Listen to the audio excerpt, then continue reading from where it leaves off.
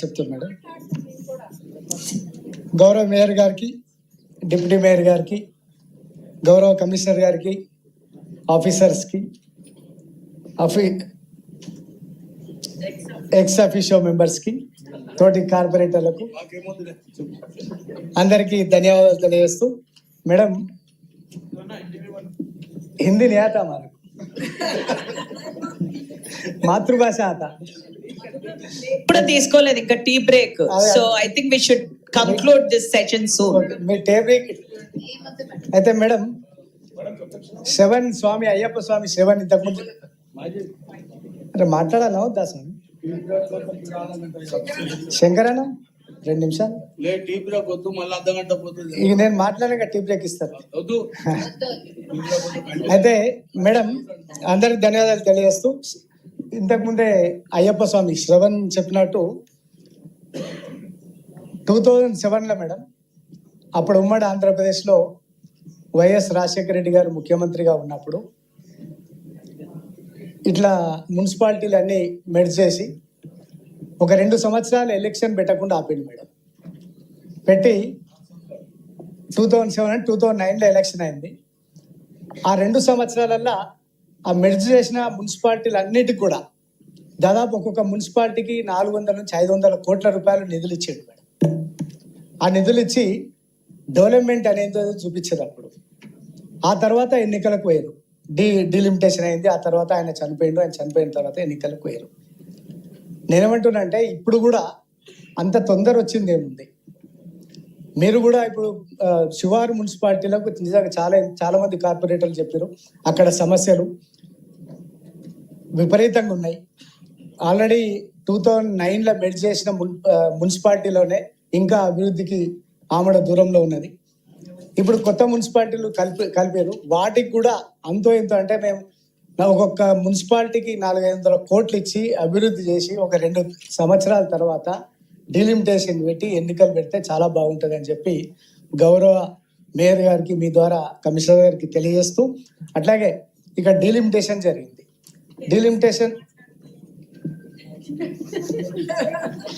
నేను మాట్లాడితే ఏమైనా కష్టం వచ్చిందంటే చెప్పండి. అయితే డీలిమిటేషన్ అదే స్పీచ్లు ఇచ్చిన వాళ్ళు 10 నిమిషాలు స్పీచ్లు ఇచ్చారు మేడం. మేము స్పీచ్లు ఇస్తలేము, జస్ట్ సలహాలు మాత్రమే ఇస్తున్నాము. అయితే మేడం ఇందులో ఈరోజు డీలిమిటేషన్ దాంట్లో చేసిన దాంట్లో హౌస్ నెంబర్స్ తో కూడా కొన్ని ఇచ్చినారు మేడం. మొన్న 2016లో హౌస్ నెంబర్స్ తో చేస్తే ఒకటే డివిజన్, ఒకటే హౌస్ నెంబర్, 2 సేమ్ సీరియల్ 8-4 వనస్థలపురంలో ఉంది, 8-4 హస్తినాపురంలో ఉంది, 8-4 చంపపేట డివిజన్లో ఉంది. మీరు హౌస్ నెంబర్లతోని మనం డీలిమిటేషన్ చేస్తే చాలా ఇబ్బందులు వస్తాయి. ఇప్పుడు 8-4 కమిషనర్ గారు మీరు ఎందుకంటే మొన్న ఇచ్చినారు ఎన్నికలు కరెక్ట్ 2020లో ఎన్నికలు 16లో జరిగినాయి, 20లో జరిగినాయి. 16లో నేను 100 ఓట్లతో ఓడిపోయినా. ఏంద్రని ఆయన అంటే పక్క డివిజన్ ఓటర్ లిస్ట్లో వచ్చి మా డివిజన్లో వచ్చేసిపోయారు. మాకు ఎన్నిక అయ్యే వరకు కూడా తెలియదు, ఎలక్షన్ రోజు కూడా తెలియదు మాకు వనస్థలపురం, హస్తినాపురం ఓట్లు ఇక్కడ చంపాపేట డివిజన్లు ఉన్నాయని. మొన్న 2020లో మాకు తెలుసు కాబట్టి, ఎక్స్పీరియన్స్ ఉంది కాబట్టి మళ్ళీ అవన్నీ సరి చేసుకొని ఎన్నికలకు పోవడం జరిగింది. అట్లా హౌస్ నెంబర్స్ తోటి మీ డీలిమిటేషన్ చేయొద్దని మీకు ప్రత్యేకంగా విజ్ఞప్తి చేస్తూ, మా డివిజన్లో సాయిరామ్ నగర్ ఒక కాలనీ ఉంది మేడం. ఆ డివిజన్ సాయిరామ్ నగర్ 2 డివిజన్లు వేసారు. ఒకటి సగం కాలనీ చెంపపేట డివిజన్లో వస్తుంది, సగం కాలనీ కర్మన్ ఘాట్ డివిజన్లో వస్తుంది.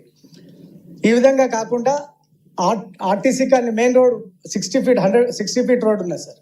ఆ 60 ఫీట్ రోడ్ ప్రాతిపదిక తీసుకుంటే చంపపేట డివిజన్ అక్కడ పోతుంది, ఆర్టీసీ కాలనీ మెయిన్ రోడ్ ఇతర నుంచి కర్మన్ ఘాట్ డివిజన్ వస్తుందని చెప్పి సందర్భం మనవి చేస్తూ, అదొకటి బైరమలగూడ డివిజన్, ఒకటి బైరమలగూడ డివిజన్ పేరు బైరమలగూడ డివిజన్ పెట్టారు.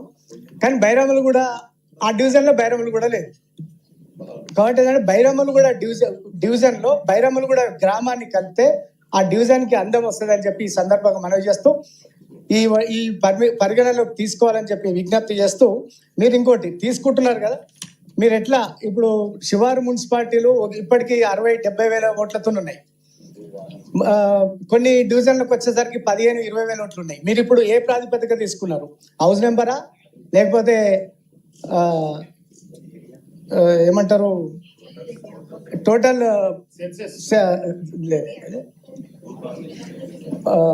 బౌండరీ మన మీరు సెన్సెస్ మీరు భౌగోళికంగా మిమ్మల్ని అందరూ చూస్తే సరిగ్గా ప్రిపేర్ అయి రాలేదు మధు గారు ఇవాళ. భౌగోళికంగా సార్ మేడం భౌగోళికంగా తీసుకున్నారా ఓటర్ లిస్ట్ ప్రకారం తీసుకున్నారా ఇది క్లారిటీగా ఇవ్వాలి. ఎందుకంటే భౌగోళికంగా అంటే చాలా మా దగ్గర చాలా ఇబ్బంది అవుతుంది. ఇంకా చాలా కాలనీలు డెవలప్ అయ్యి ఉన్నాయి. మీరు అక్కడ ఓట్లు లేవని చెప్పి మీరు భౌగోళికంగా పెద్దగా తీసుకొని ఓల్డ్ సిటీకి వచ్చే వరకల్లా న్యూస్ ఇక్కడ సికింద్రాబాద్ హైదరాబాద్ సిటీకి వచ్చే వరకల్లా 15-20 వేల ఓట్లకు తీసుకొని మా డివిజన్లు 60,000 70,000 ఇప్పుడు నేను ఉన్న డివిజన్ 68,000 ఓట్లు.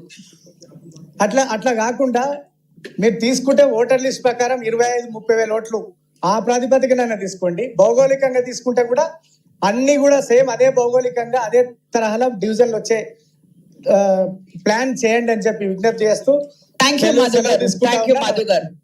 సబిత గారు.